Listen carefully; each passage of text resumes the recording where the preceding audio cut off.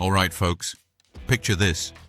You're nursing a pint in some dingy pub, the kind where the air smells like regret and stale crisps, and suddenly, this voice blasts through the speakers like a freight train wrapped in velvet, belting out, "There's a fire starting in my heart." And bam, you're hooked. That's Rolling in the Deep by Adele, the song that's basically the anthem for anyone who's ever been dumped and thought, right, time to burn it all down. It's got that raw punch that makes you want to smash a plate or two, but in a classy way.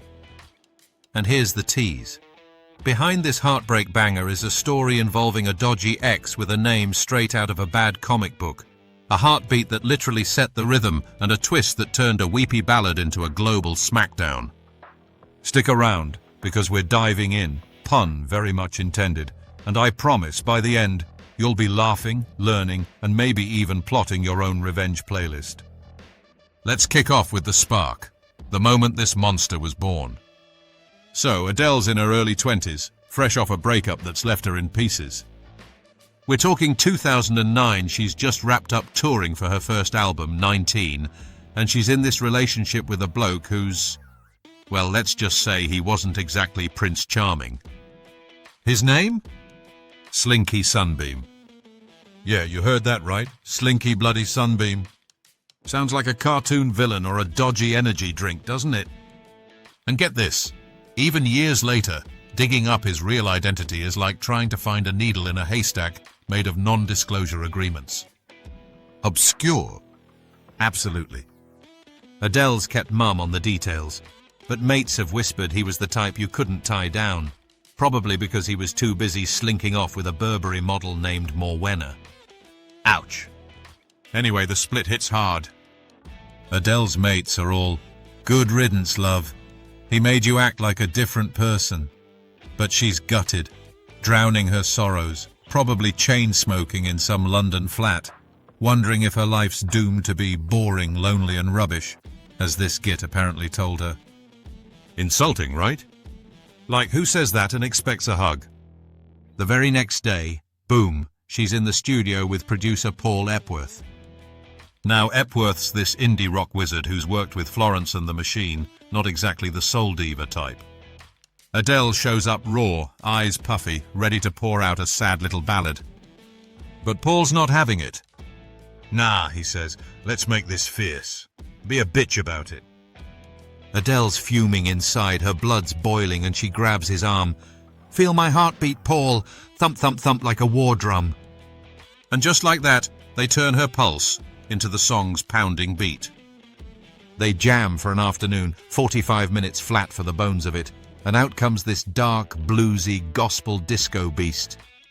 What if she'd shown up calm? We'd have some weepy piano dirge instead of this firecracker. Ha, imagine, rolling in the mildly annoyed. Nah, this was destiny, or at least a killer hangover cure. Now, let's unpack those lyrics, because they're packed with zingers that hit like emotional uppercuts. Start with the opener.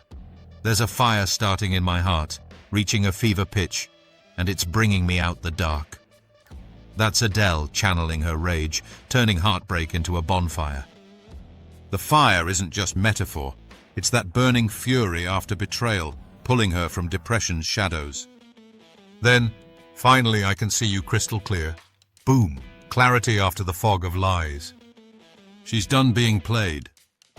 And the killer line, "Go ahead and sell me out and I'll lay your shit bare." Oof, that's vengeance served hot. It's her warning, mess with me and I'll expose every dirty secret. Origin-wise, it's straight from that post-breakup insult fest. Pure, unfiltered Adele spitfire. But the real gold is the chorus. "We could have had it all, rolling in the deep." Ah, rolling in the deep. That's no random phrase. It's a twist on British slang, roll deep, meaning you've got someone's back thick and thin, like a crew that's always there in the trenches. Adele thought that's what she had with Slinky, deep emotional backup, heart in hand.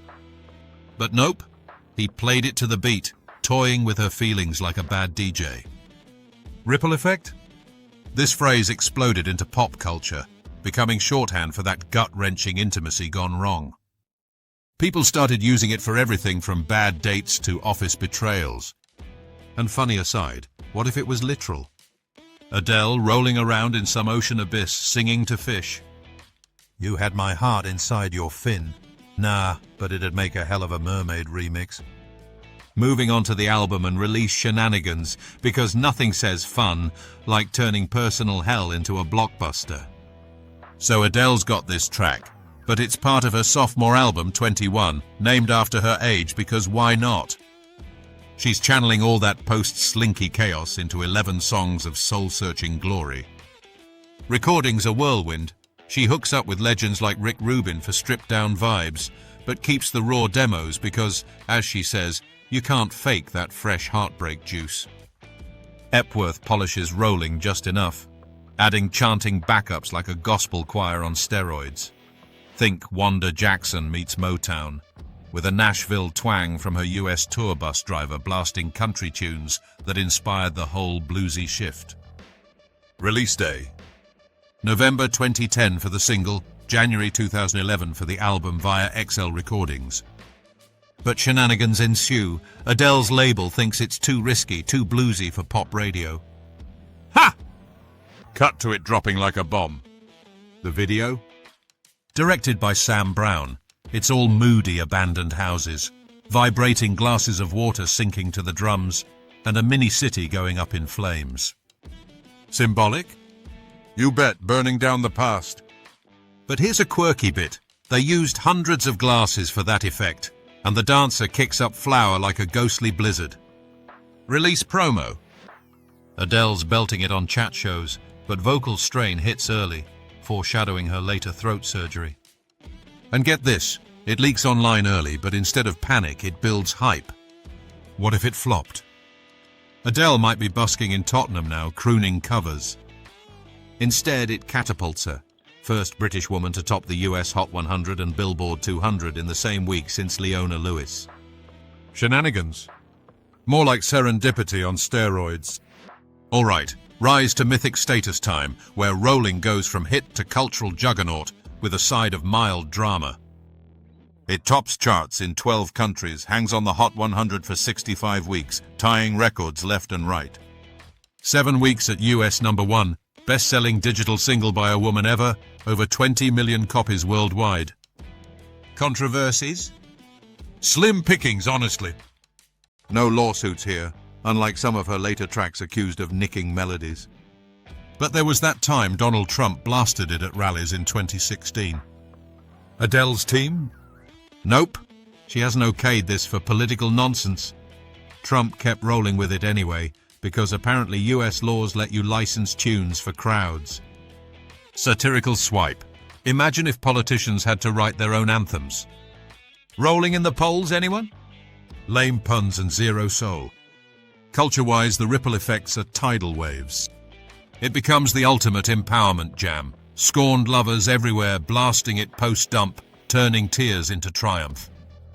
Covers galore. Aretha Franklin mashes it with Ain't No Mountain High Enough, hitting #1 on dance charts at 72. Legend. John Legend does an a cappella soul twist. Glee kids send it to the top 30. Even metalcore bands scream it. Linkin Park's acoustic take. Chills. And remixes? Jamie Tix turns it into a club banger, proving it's genre-proof. Pop culture nods. Trailers for I Am Number 4. Scandal promos. Olympic parades. Even Jackie Chan singing it in a Mongolian village in Skiptrace, surprising locals who join in. Ripple? It revives music sales in a piracy-plagued era, boosts Adele to superstardom, and inspires a wave of raw, vocal-driven pop. Obscure trivia. Some folks swear they heard it a decade earlier. Mandela effect weirdness like parallel universe Adele dropped it in the Zodrios. What if? We'd all be rolling deeper sooner. Now, legacy and lasting weirdness, because this tune's not fading anytime soon. It's etched in stone. Grammy sweeps for Record, Song and Video of the Year in 2012, making Adele the second artist ever to nab all 3 big ones. Ranked top song of the decade by Billboard, #8 on Rolling Stone's 21st Century Greatest Hits.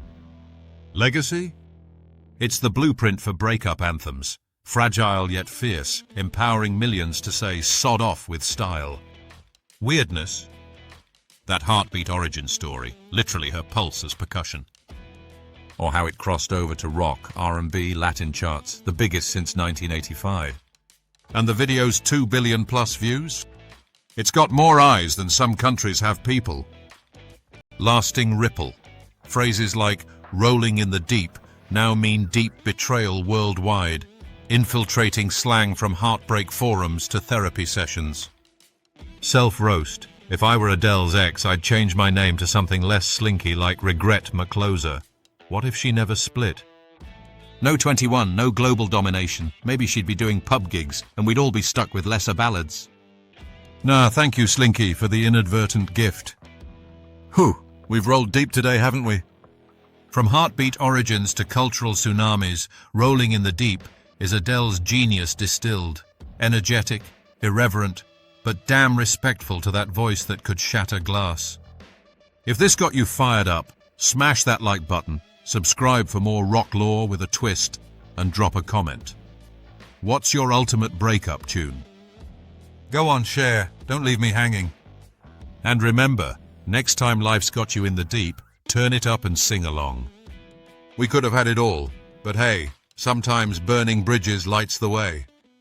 Cheers!